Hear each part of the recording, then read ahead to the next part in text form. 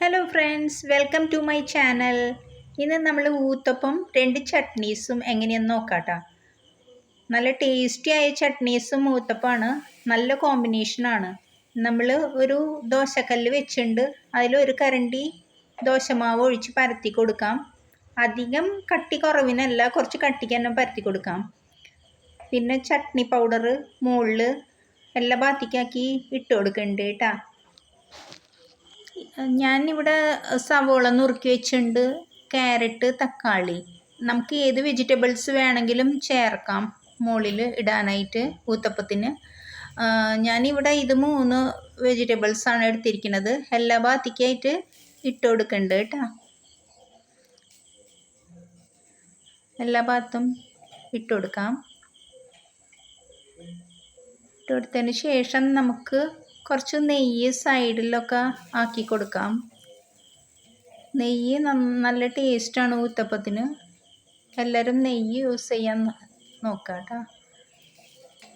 നന്നായി ചെറിയ തീയിൽ നമുക്ക് മൊരിയിച്ചെടുക്കാം. അധികം തീ ഇട്ടാൽ കരിഞ്ഞു പോകുള്ളൂ. ചെറിയ തീയിൽ വേണം ഈ വെജിറ്റബിൾസൊക്കെ ഒന്ന് നന്നായി സോഫ്റ്റായി കിട്ടാനായിട്ട്. നമ്മൾ ഊത്തപ്പം റെഡി ആയി കഴിഞ്ഞു. ഇനി നമ്മൾ 2 ചട്നീസ് എങ്ങനെയാണെന്ന് നോക്കാം. ആദ്യം മല്ലിയില ചട്നി എങ്ങനെയാണെന്ന് നോക്കാം കേട്ടോ. മല്ലിയില നന്നായി കഴുകി എടുത്തിട്ടുണ്ട്. കുറച്ച് മല്ലിയില, 6 വെളുത്തുള്ളി, 3 പച്ചമുളക്, കുറച്ച് ഉപ്പ്, നാളികേരം,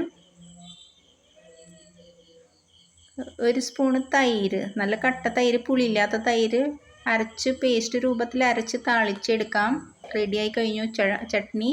ഇനി പൊട്ടുകടല ചട്നി. പൊട്ടുകടല, നാളികേരം, പച്ചമുളക്, ഇഞ്ചി വെള്ളമൊഴിച്ച് പേസ്റ്റായിട്ട് അരച്ചെടുത്ത് താളിച്ചെടുക്കാം.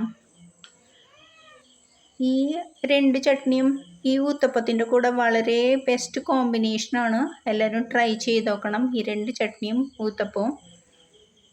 ഓക്കെ ഫ്രണ്ട്സ്, എല്ലാവരും ഒന്ന് നമ്മുടെ ചാനൽ കണ്ട് സബ്സ്ക്രൈബ് ചെയ്ത് ഫോർവേഡ് ചെയ്ത് ലൈക്ക് ചെയ്യുക. എല്ലാവരും ഒന്ന് നന്നായി സപ്പോർട്ട് ചെയ്യണം കേട്ടോ. Thank you friends.